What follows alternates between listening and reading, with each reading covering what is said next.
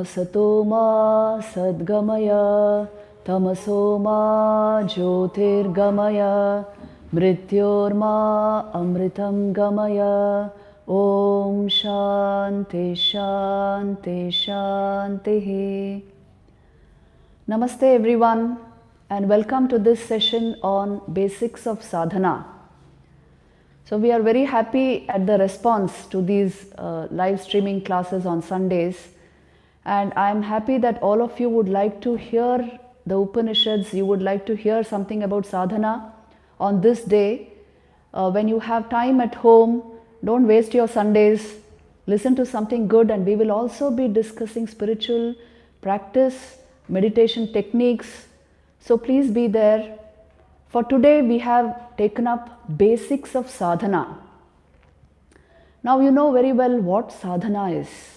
It means spiritual practice, that which takes us to our sadhya vastu, that which takes us to our goal, spiritual goal is sadhana. So Hindi में भी हम साधन शब्द use करते हैं. It's a tool, it's a method, it's a means to go into the spiritual goal of our lives. This is sadhana. But the thing you should know about sadhana is sadhana becomes fruitful only when it satisfies three conditions.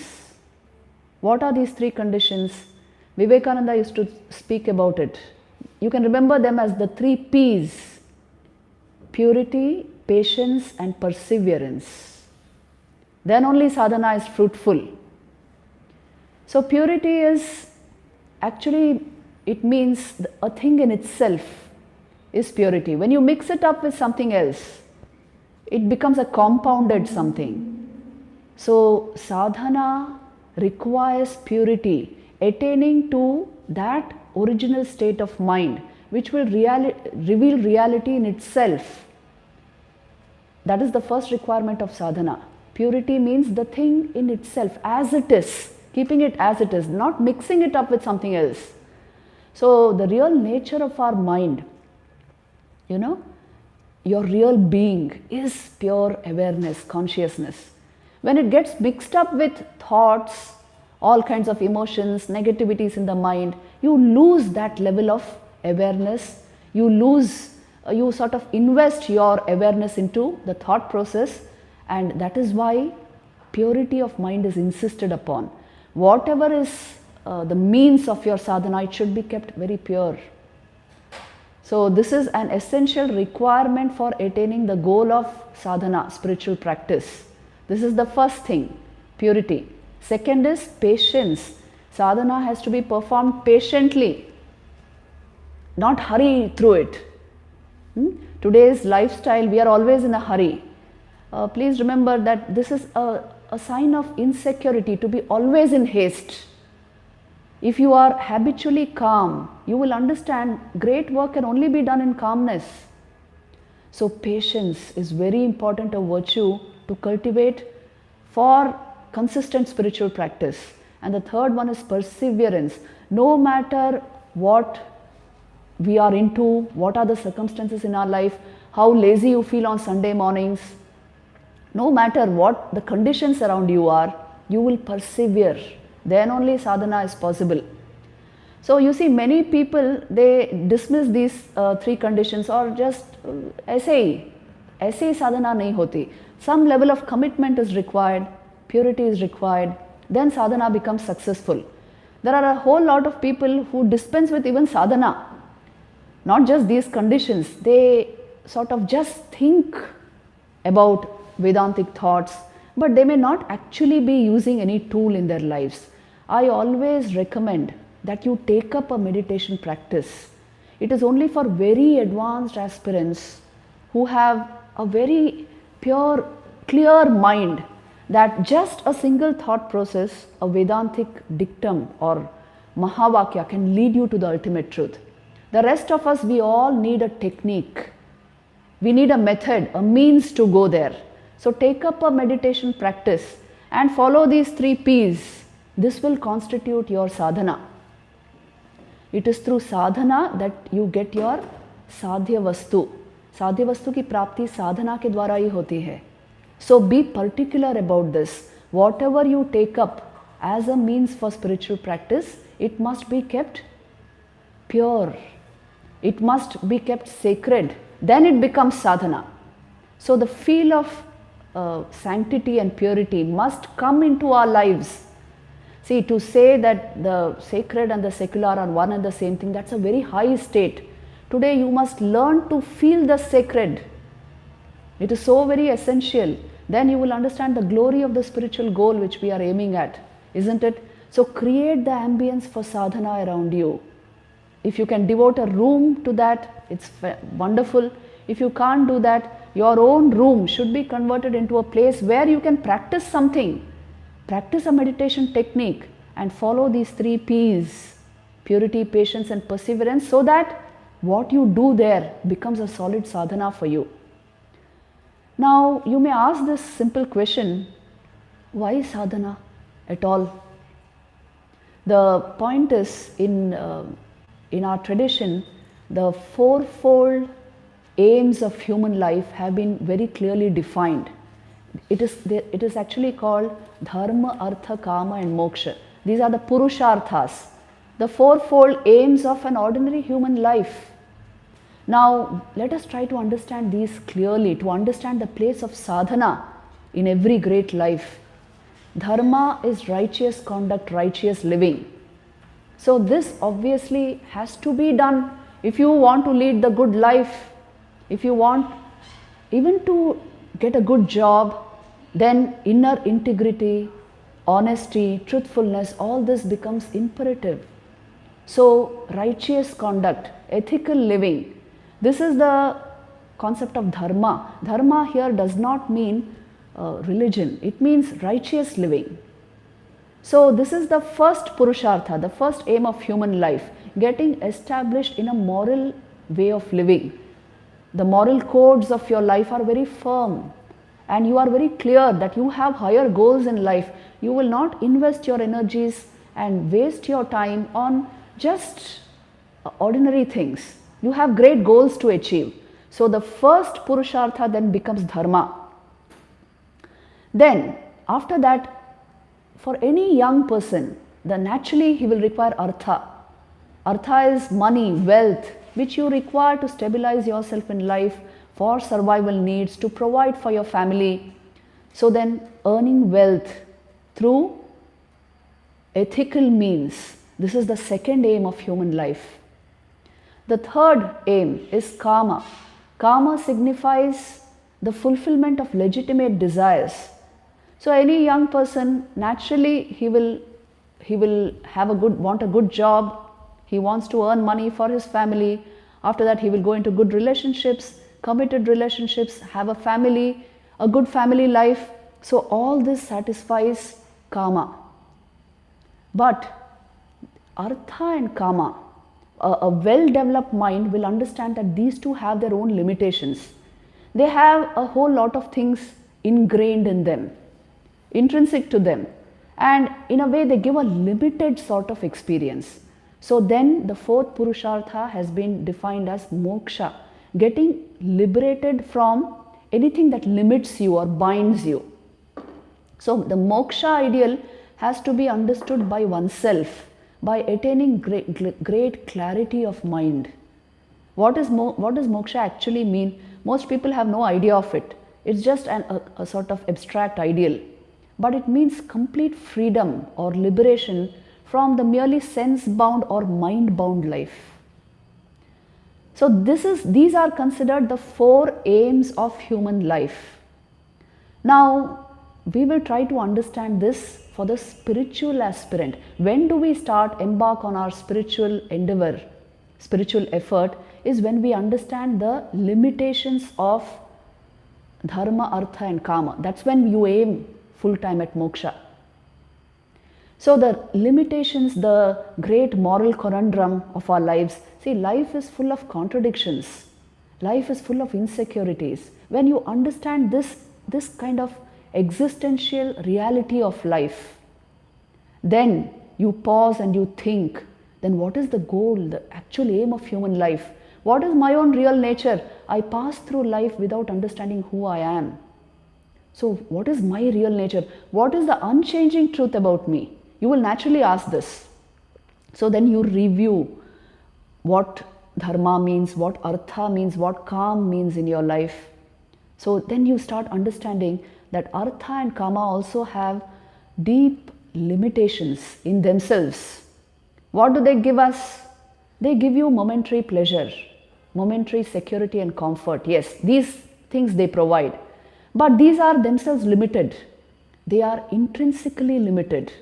In what sense? See, there is something called diminishing marginal return. I think you know the concept very well. Whenever you invest into something, after some time you will see the return is not proportionate to your investment. So this is called diminishing marginal return. Whatever you invest into, you will see after some time the return is not as per your expectations. This happens even with artha and kam.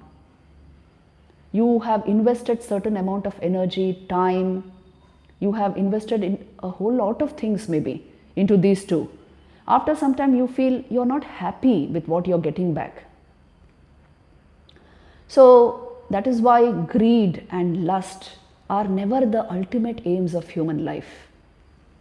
For some time they give you experience. After that they show how limited they are in satisfying you.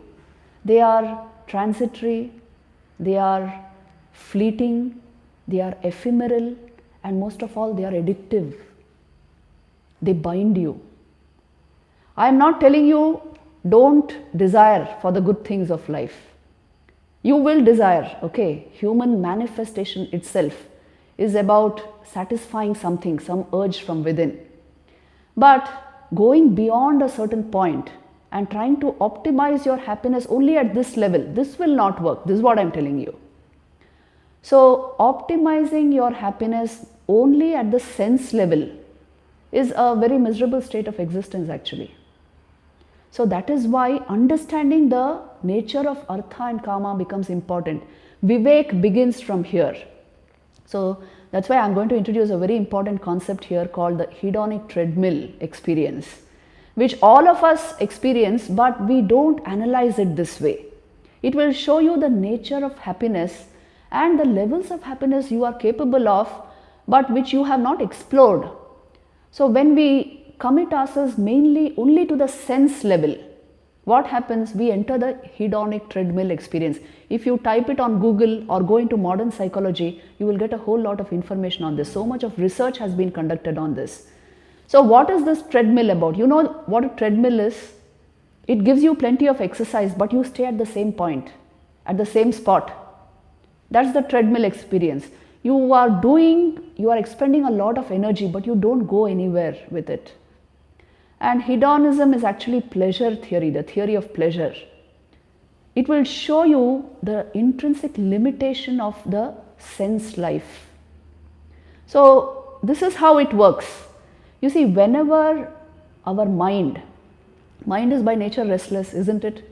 Unless we have trained it through yoga, it will remain restless and jumping from one object to the other.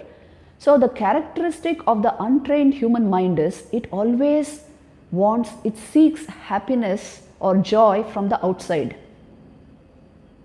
And to do that, it will keep reporting happiness in objects. So it will tell you, if you get this particular object, let's take an example. Let's say we are in Delhi, so we will take Dilli ka laddu ka example. Here it's very famous. The Dilli laddus, they are, ऐसा कहते हैं हिंदी में कि आप खाओगे तो भी पछताओगे, नहीं खाओगे तो भी पछताओगे. The mind produces this state. If you eat it also, you sort of repent or regret. And if you don't eat it also, you will keep regretting due to your desire. This is the nature of that sweet meat, Dilli ka laddu. So what happens is the mind will keep on telling you, well, if you have that, you will be very happy. This is the nature of desire. Take that object and you will be very happy with it. So then what do? You consume one laddu, say the second laddu, maybe a third one. And then what does your mind do? It kept on reporting. All the excitement was in the anticipation of great happiness.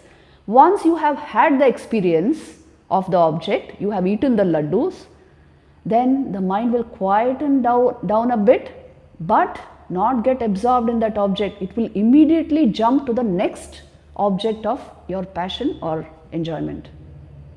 This is the nature of the mind. It convinced you that a lot of happiness you will get out of that object. Once you experience the object, this very mind will stay quiet for a few seconds, that's all. Then it jumps to the next object of your passion. It is not getting absorbed in the object, it is not getting contented with the object, it is not satisfied, it is not fulfilled in any sense. So the desire-driven mind goes on and on, driving you from one object to the other, to the other, to the... This will go on, and it keeps us restless, it keeps us overactive, it keeps us, the hungry look on the face of most people is due to this. There is no inner contentment or satisfaction. So this is termed as the hedonic treadmill experience. It drives you, it drives our economy, it drives consumerism. This inner urge for satisfaction of our desires. So what do? We try to hoard. अभी थोड़ी देर के बाद इसी को फिर से experience करेंगे. We try to hoard, we try to optimize the experience at that plane only. But it doesn't work. No sense experience has given you absolute fulfillment or contentment. Isn't it? So check this out and see for yourself. This is not a philosophy or somebody's theory. You have to check it out and see in your own life. Any object of your experience, to what level does it satisfy you? And why it doesn't give you complete fulfillment, absolute satisfaction and peace within yourself? Why it doesn't give you that? You should check this out for yourself. You party every day, the fifth day your mind will become sick. It will want to get out of that mode. Any object will do this for you. So that is when we understand the limitations of artha and kam. They are meant for experience. They are meant to teach you something, but they cannot be the goals of human life. So that is when you embark on sadhana. You understand that there must be higher levels of experience and happiness and fulfillment. So then you start exploring the levels of happiness available to the human being. There are levels of happiness. In fact, there's a whole ladder of happiness available to you, which you have to explore for yourself. And the sense-bound happiness is only the first rung of the ladder. That is only the first rung. It gives you only this much. Then when you step up, what's the next rung of the ladder of happiness? Actually, there's a talk on this which you can see on YouTube, the ladder of happiness. So the next rung of the ladder of happiness is the happiness born not of objects, sense objects, but of deeper thought, quieter thought. Doesn't it absorb you? Maybe you took up a good book. You can get absorbed in it. It generates flow. Maybe you wrote something yourself. You wrote a poem. It gives you so much joy. So the joy born of thought is more engaging. It generates a certain level of flow, and it keeps you happier for a longer time. The sense level of joy will give you just fleeting joy, very temporary, but this is longer lasting, the second level. But there's a third level also, and it makes for a vertical climb. Please see, the third level of happiness is deep intellectual activity. Have you seen this? When you're deeply engaged in something, time just passes and you don't realize it. So it can be some wonderful mathematics which you have been doing. It can even be a game of chess. So that can be deeply engaging and it can generate flow. I remember as a school student, I used to play chess, and I would get so deeply absorbed in it that after the game was over, I could retrace every step back to the original before I started the game, and it would show me where I made my mistakes or where I did well. So this is a possibility with our human mind. Deep level engagement will produce deep level happiness, and that's what our intellect is meant for. So once you get used to these higher levels of happiness, do you think you will invest your energy at the lower levels? It's a natural climb, and test this out in your own life and see. There's a level higher than this, deep intellectual activity. The fourth level is what is called the happiness born of service. When you contribute to another life, the smile you bring on other faces, that will flood your life with joy. And it's a kind of ethereal joy, but it is palpable, it's tangible. It will change your very mind, bringing happiness, sattvic joy into other lives, will give you a taste of this higher levels of joy which you are capable of.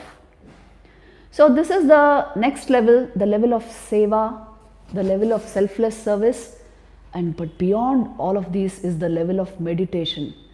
If you have tasted meditation, you will understand what happiness means. You enter the realm of ananda now. Mental joys can be classified under sukham, sukha they give you, certain level of inner balance and joy, but ananda is something very, very deep, very transforming, very fulfilling. So the meditative life is like that. Try it out and see. One bout of real meditation refreshes your entire system. In fact, even the starting points of meditation, if you just regulate your vital energy within you, regulate the Ida and Pingala, you will taste higher levels of sukham. You will enter into the realm of Anand. And if real meditation is got, you actually become blissful by nature. No sorrow can touch you. Even anything you pass through in life will keep you very balanced. So this is a perfect possibility with the meditative life. So this is the higher level of happiness which we are capable of. Of course, after this is the transcendental level of joy beyond meditation. So this level of happiness, which is beyond meditation, comes with the fulfillment of the meditative process. It is what is called samadhi. These are the highest levels of blissfulness you are capable of. But let's not go now straight into samadhi. You can understand it only through the meditative process. So look at this ladder of happiness. This is what I'm trying to show you. You are capable of higher and higher happiness, and at every level of this ladder, there are different degrees of happiness. You make a mistake in life when you try to optimize happiness only at the first rung of the ladder, only by collecting more and more objects around you. If you are really wise, and now you are attending the Sunday classes, so you must get wiser every Sunday, you will try to climb this ladder. Enter higher and higher realms of happiness. You are perfectly capable of it. Once you get used to it, the lower levels naturally fall away. See, this is what the world calls renunciation. From the standpoint of the renunciant, it's a natural process. You will naturally invest only in that which gives you more fulfillment, isn't it? So this is the capacity of the human mind to scale this ladder and move upward. Now, spiritual practice is meant for this, to help you enrich your human experience, help you discover the higher levels of happiness naturally. This is the purpose of spiritual practice, sadhana. So the basics of sadhana begin when you have this vivek, this understanding, this discrimination between what gives me greater fulfillment and what is actually not fulfilling but maybe very enthralling to the senses, very attractive to the senses. So this is called vivek, discrimination between the real and the unreal, between the less and the more, between what is addictive by nature and what is liberating by nature, what is fulfilling, what is not fulfilling, an acute discrimination between these. This is the starting point of sadhana. With vivek, everything begins. It is the causal factor. If you have vivek, you will naturally have vairagya. I told you, it appears like vairagya from the outside. From the renunciant standpoint, it's a natural transformation of his life and consciousness. Because you have vivek, you have understood the relative importance of things. So Vairagya actually means detachment from the lower, from the mere sense-bound life to higher and higher levels of happiness. This is Vairagya.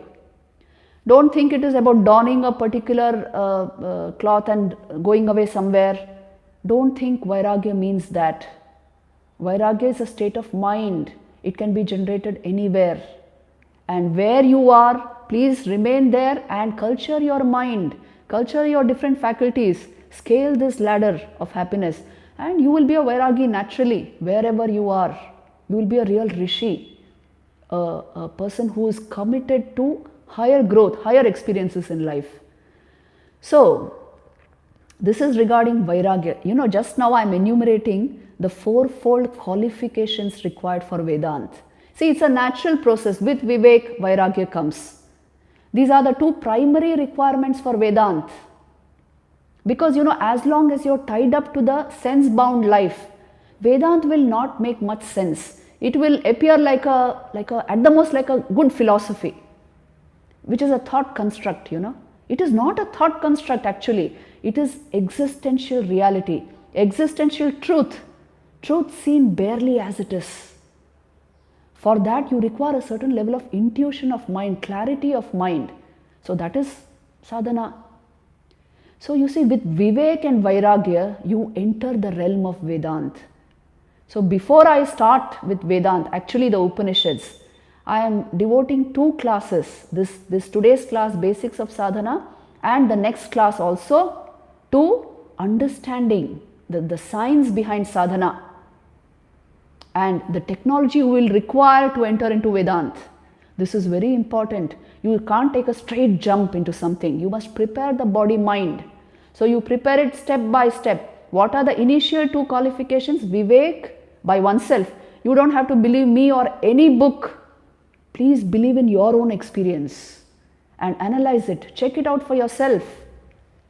Vivek and Vairagya. A certain level of detachment from the mere sense life, so that I am able to glimpse the higher life by myself in my own system. The third qualification for Vedanta is what is called Shat Sampatti. 6 group of treasures. They are really treasures of the inner life. What are they? One by one we'll dwell upon them. The first one is Shama. The 6 treasures are Shama, Dama, Uparati, Titiksha, Shraddha, Samadhan. Shama means calmness of mind, calmness of disposition, a natural tendency to remain quiet mentally. That doesn't mean low energy. Please understand this. High energy people, highly sattvic people can be very calm. In fact, they are calm. And the Rajasic are overactive but in mediocre energy, medium energy. Tamasic may appear to be doing a whole lot of things, but in tamas they are doing it in very low energy level. So the sattvic mind is illuminating. It is clear. It is full of energy, yet it is quiet and calm. This is a possibility. So Shama means this state. Deep inner calmness, quietude within yourself.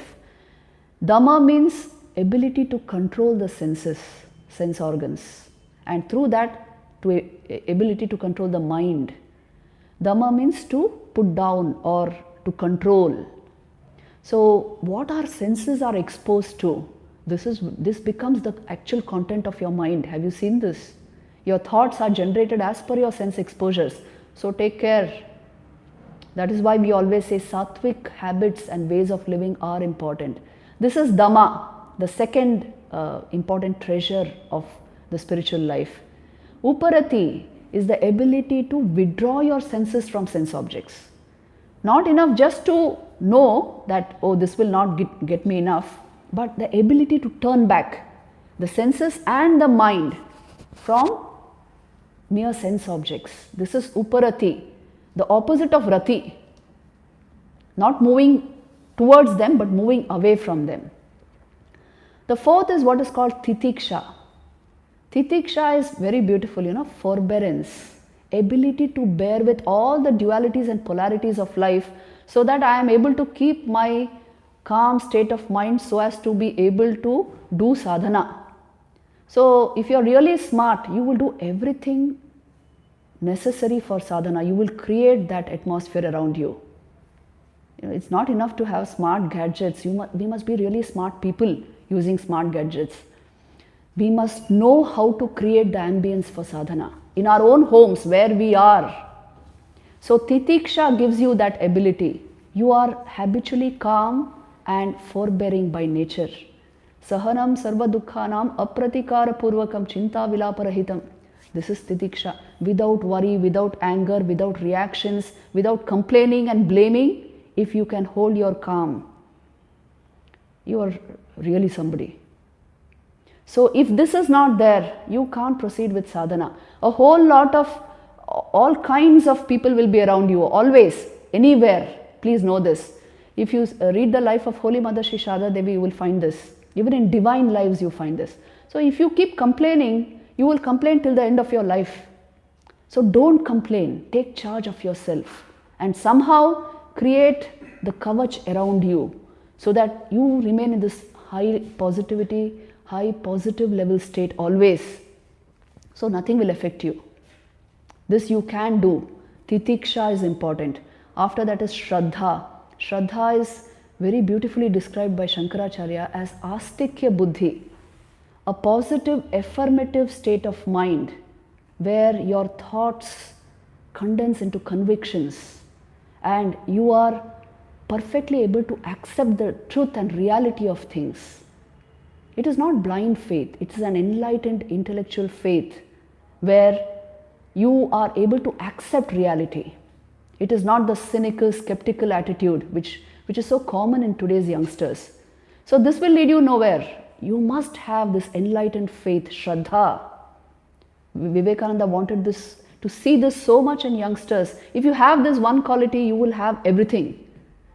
So Shraddha is important. And after this comes Samadhan. It means the ability to focus, concentrate. A developed mind naturally has this ability. An undeveloped mind is constantly jumping from one. If you practice a little bit of yoga at home, it will regulate all this. You see, yoga we use it as a stepping stone to Vedanta, to the knowledge of Vedanta. If you read the Bhagavad Gita, this will become very clear to you. Lord Krishna says it again and again, that the highest state of Brahma Atma Aikyam is gained by whom? Yoga Vishuddhatma, one who has established himself in yoga. So by yoga I mean meditation. A little practice of these meditative practices will put you into the state of samadhan, constant focus, a focused mind always. Not the jittery, frittery kind of mind, always running here and there, not that kind. So you are stable within yourself. These are the 6 groups of treasures which will take you very far in your study of Vedanta, in the practice of Vedanta, and in elevating your life. And the last, but not the least, is mumukshutvam. That's the most important criterion for the study of Vedanta, which means you have a genuine desire to know the self, to know your own real nature, to know the ultimate reality of life, Brahman. You are after liberation. Liberation from what? Liberation from the bound state of existence, bound to the sense life, bound to compulsive habits, bound to conditioned thinking. You want to get out of this. This is the freedom which you adore. This is the freedom which you covet. That is mumukshutvam. When it raises itself to a certain pitch of intensity, you become a mumukshu, one desirous of liberation. So people have all kinds of perverted ideas about liberation or salvation. It is not about vanishing somewhere or some kind of getting an experience of shunya. It is actually awakening into pure awareness. Your life, what you are calling life, is nothing but an expression of that awareness through this body-mind mechanism. So life will only enhance, isn't it? With high-level awareness. So mumukshutvam actually means awakening into full awareness, full consciousness. So who doesn't want this? Actually speaking, your subconscious and unconscious are yearning for it. But your conscious mind keeps you busy with various things. To clear the mind, that is why to purify the mind, is the essential thing. It will give you an inside view of all this that we are talking about. Now what I just told you, these four things, Vivek, Vairagya, Shat Sampatti and Mumukshutvam, these are together called Sadhan Chatushthay. The fourfold qualifications for sadhana, for starting sadhana. Without this, you should not embark on reading Vedant. It will not work. For the simple reason, the system is not prepared. See, we had to do so much of preparation with this system here to make this live streaming possible. You know, our team comes 1 hour beforehand. Shouldn't you prepare yourself for the life of Vedant? Sadhana is the way. And these fourfold qualifications, Sadhan Chatushthay, that is why they have to be practiced every day in your own way. In your homes, in the way you can.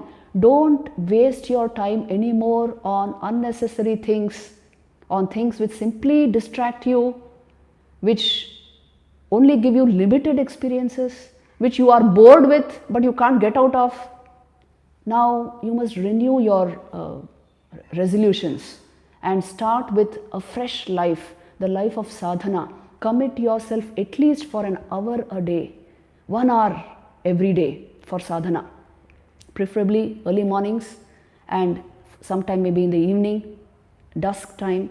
But twice a day, if you can sit for sadhana, you will get a lot in spiritual life. Every day you grow from within. Growth is always from within. The triggers may be outside, but growth happens from within you. The seat of your experience is within you. So please start with some form of sadhana. I will not recommend the study of Vedant nor encourage it without some form of spiritual practice in your own lives. I am very insistent about this.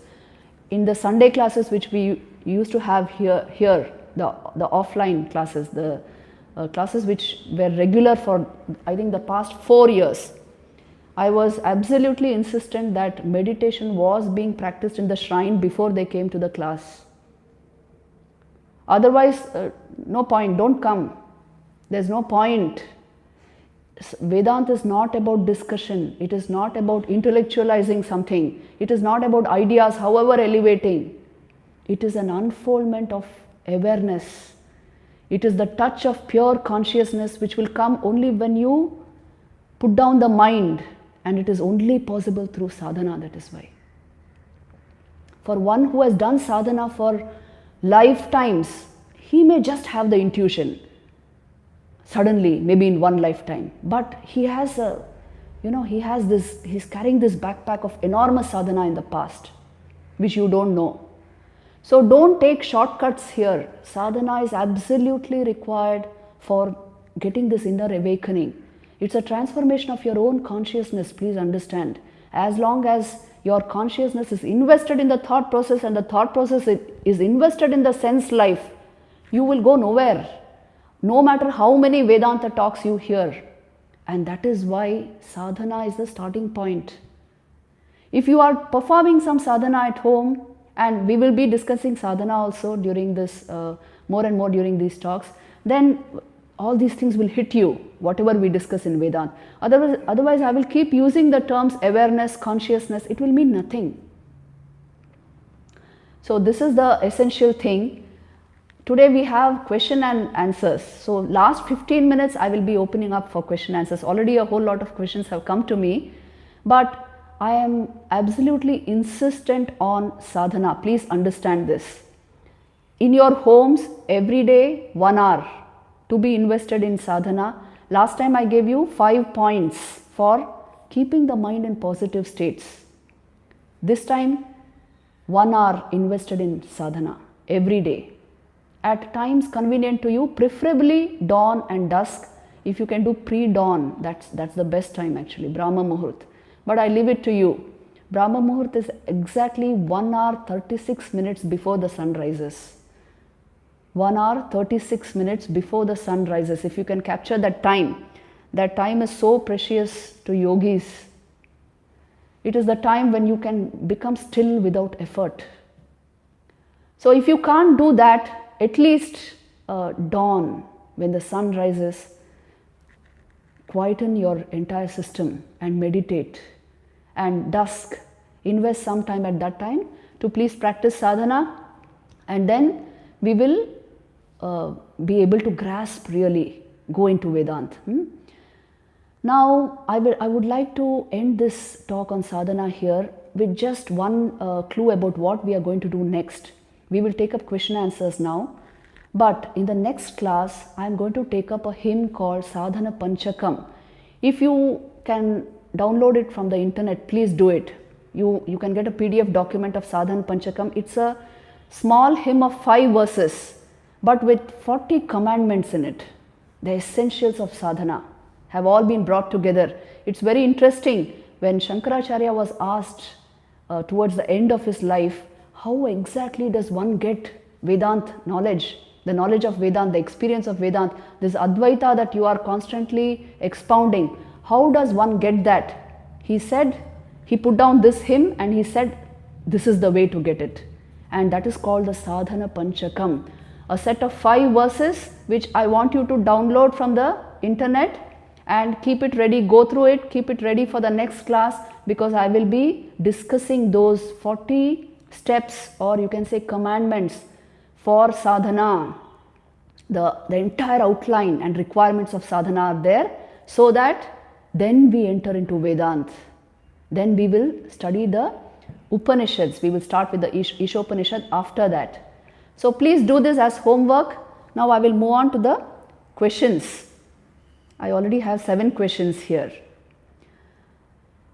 Mataji, they say finding a guru is important for sadhana. How do I go about it?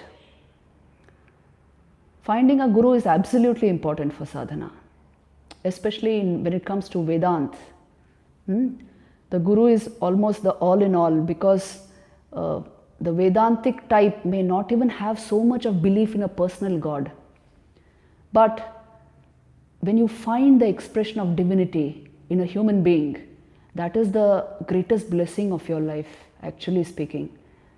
Shankaracharya has put it beautifully in his own words, that this is the point of transformation in a person's life. To find a person where I see what I am seeking for. Because the path of sadhana is very, very difficult, and it can have it depends a lot on the quality of the aspirant.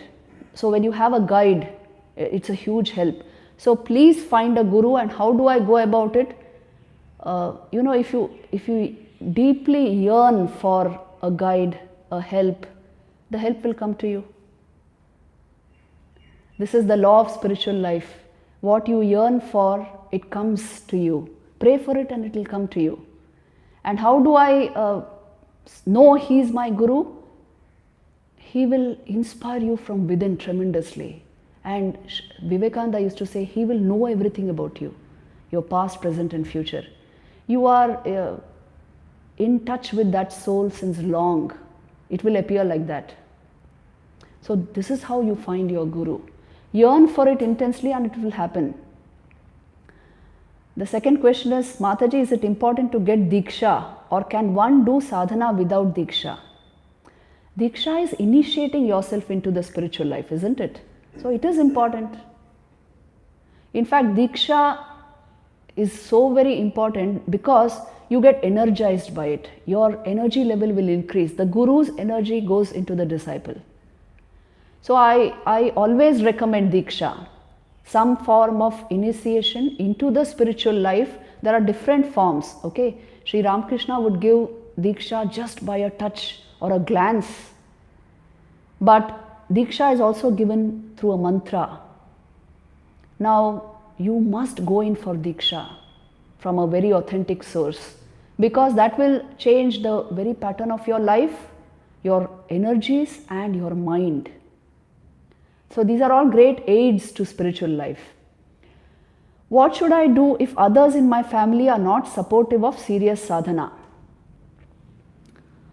See, when the turning point comes in your life, it's not necessary that it has come into other lives too, isn't it? So you must create the sadhana kavach around yourself. Put yourself into a position where you can periodically isolate yourself from the common ideas, common talk that goes on in your home. You can keep a room for sadhana. You can convert your own room into a place for meditation. There you will deliberately do some form of, you see, the purpose of ritual and all this is to condition our minds in particular ways. So every day there, maybe you light some incense, you do something which will trigger your spiritual feeling, you practice your meditation there. Anya vacho vibunchata, you simply sort of exclude yourself from all other kinds of talks. This is so very important, otherwise people will carry you away here and there with a whole lot of things, because there may be so many in your home who are themselves interested in many things which you have no interest in. So a little exclusion is okay in your home. And the kavach, creating a kavach actually means an armor of spiritual practice. The more you practice spiritual discipline, the kavach naturally gets created. It's an aura which you create around you, which protects you from harmful influences.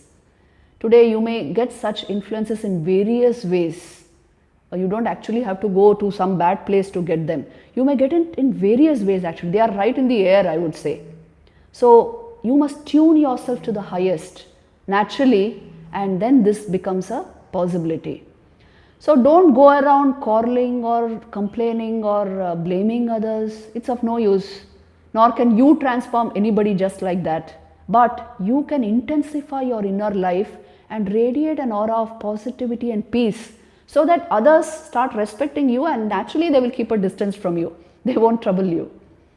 So that's how you proceed with your sadhana. What do you mean by vital energy? This is the thing. You can put on so what exactly do you mean by vital energy? If you understand this, you understand almost 50% of your spiritual life. Vital energy means prana.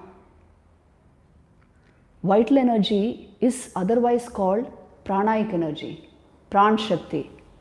So how does it function in us? Just now we are talking of thoughts and emotions. These are all expressions of this pranic energy, vital energy in us. Can you feel it in your system? Yes, you can feel it in your system if you are very sensitive. The upsurge of energy, the flow of energy can be detected in your own system. If you are very quiet, if you quieten down the whole system, you can feel the flow of prana. In fact, you are supposed to feel it in meditation. Once you sense it, you will regulate it. Once you regulate it, you become very comfortable from within. You are happy by yourself. You are at ease within yourself. You are not restless. You are not looking here and there for distraction and enjoyment. You actually don't require anything to be happy within yourself. You understand this. Just regulating this vital energy will give you the experience of sukham, higher happiness. So detect it in your own system. If you are not able to detect it, at least mentally through your thought process, commit it to your heart center. What do I mean by this? See, if you have watched my talks, I have always insisted on this. What is the meaning of this?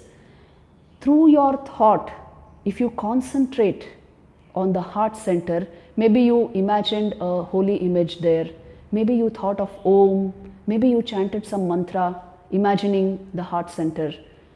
You are, actually you are investing your entire prana at the heart. You are raising the level of your vital energy. Vital energy flows all over your system. It is responsible for your vital functions as well as your mental processes. But if you commit it at a particular place, you concentrate it there, your spiritual life begins. It begins with the heart center. So you can do it through the thought process. That is why in meditation we always tell you, when you have Diksha, you will understand this immediately. We always tell you, concentrate on the Ishtam or the mantra at the heart.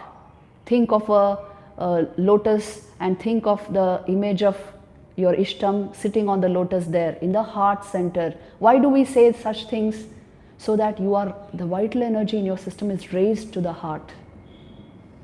As long as it does not reach the heart, you will remain in distracted states of mind because it is traversing the lower centers. But once it reaches the heart, it quietens down, it calms your entire system. In fact, this should be your default mode. This is how the life of sadhana begins. So it's very good you ask this question. A lot of spiritual life is the handling of vital energy from the standpoint of yoga.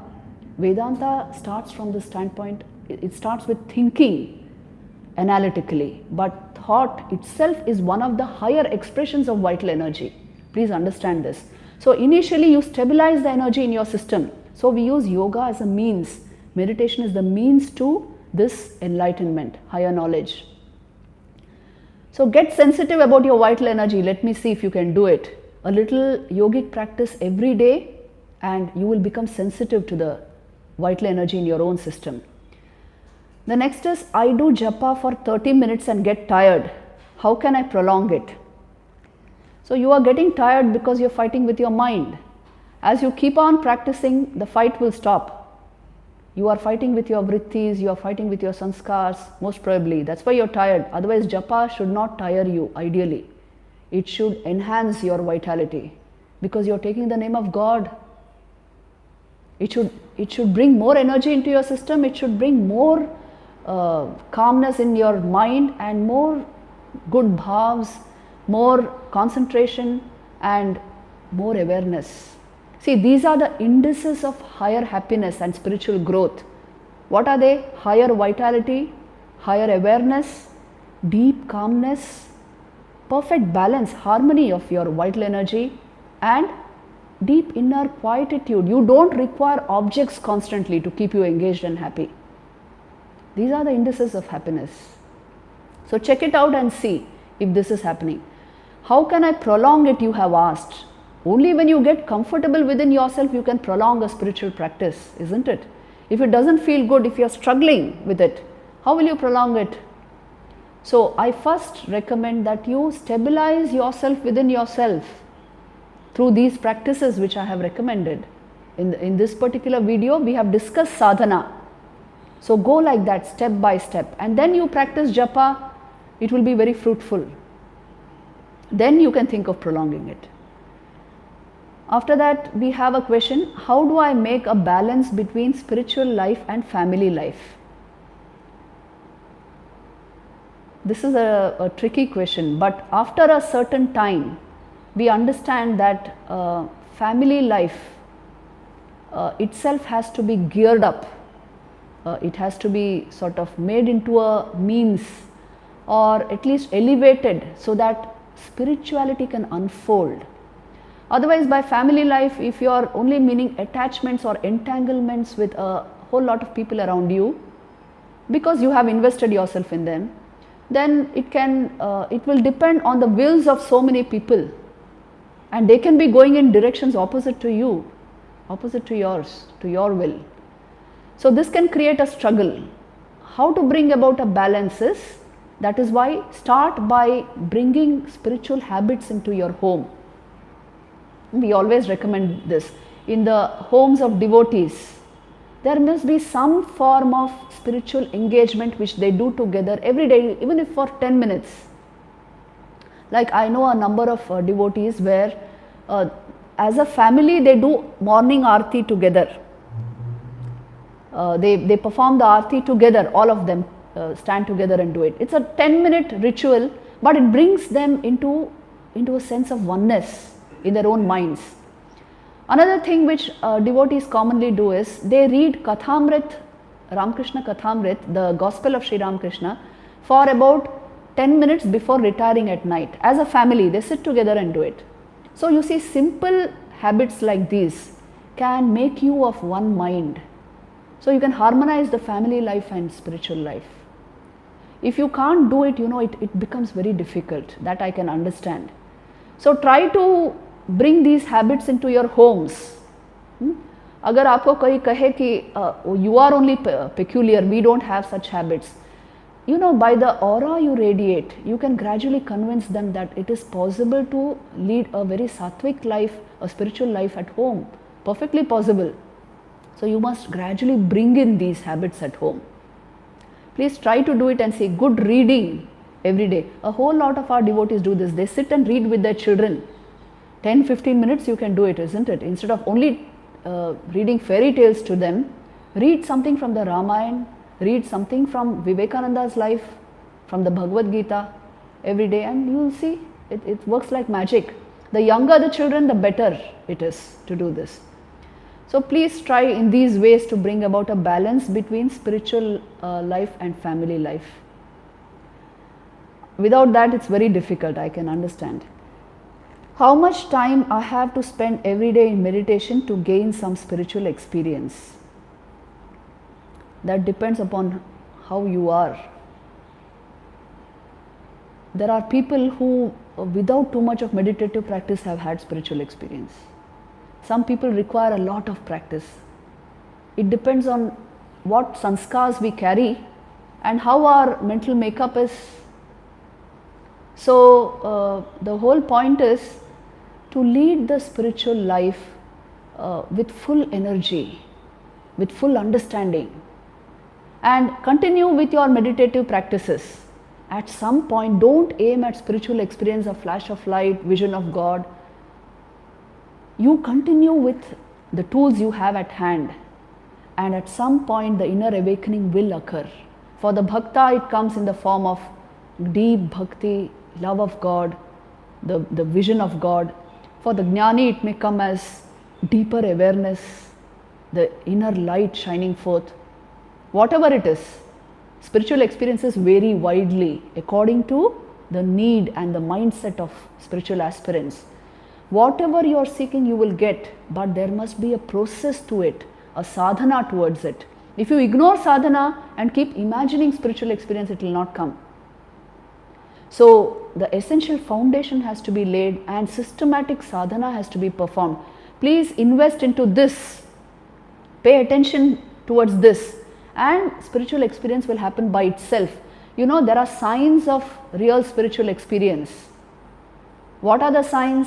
First of all, Sri Ramakrishna himself says, you will become extremely blissful from within yourself. Nothing irritates you, because the entire energy has risen to its summit. So you are the very embodiment of happiness and peace. You radiate it around you. Another sign of God vision is you have become extremely pure to the core of your being. You have no ulterior motives. You are a transparent crystal whom everybody can trust. So everybody is drawn towards you. You become magnetic, as it were, only because of the strength of spiritual experience and because spiritual experience, please remember, there is no substitute to it. It is the only thing that transforms you completely. So these are all the signs of a spiritual experience. If you have had it, you are a totally different person altogether. You become a sage or a saint. And the whole aim of sadhana, spiritual practice, is to get that, to reach that. So you please concentrate on sadhana. This is what I would say. Even after spiritual experience, for a long time, one has to be an enormous sadhak for a long time until you are established in samadhi or spiritual experience completely for days on end. When you can remain in those states, then Sri Ramakrishna gives another very beautiful pointer. He says, when the senses and the mind are completely purified, then that is the end of your sadhana.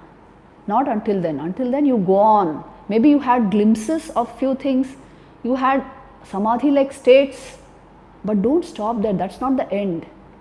Sri Ramakrishna's beautiful allegory of the woodcutter is there. A brahmachari tells a woodcutter, proceed further, don't stop at these woods. He goes forward and he finds a forest of sandalwood trees. Then he again remembers, the brahmachari said, go forward, proceed further. Then he goes further and he finds a copper mine. Then he still goes forward, he finds a silver mine, then a gold mine, then precious gems, and then that's the end. So as you proceed with your sadhana, you will find greater and greater things, inner revelations, great visions, complete fulfillment within yourself, high awareness. You will understand what unfoldment of awareness and consciousness means. So I think that is the fulfillment of your sadhana. So don't think too much of the spiritual goal. Think of the way and the tool, the method which you have taken up. Attain fulfillment in that and you will reach the culmination of it. So I think let's stop here. We have answered 7 questions. I hope this session on sadhana was useful to you. Get the essentials right. That is the most important thing about spiritual life. Next week we will take up the sadhana panchakam, which will give you further insights, deep insights into sadhana. And then only I am going to take up the Upanishads. So please download the sadhana panchakam and please come to the next class. Thank you very much. Jai Ma.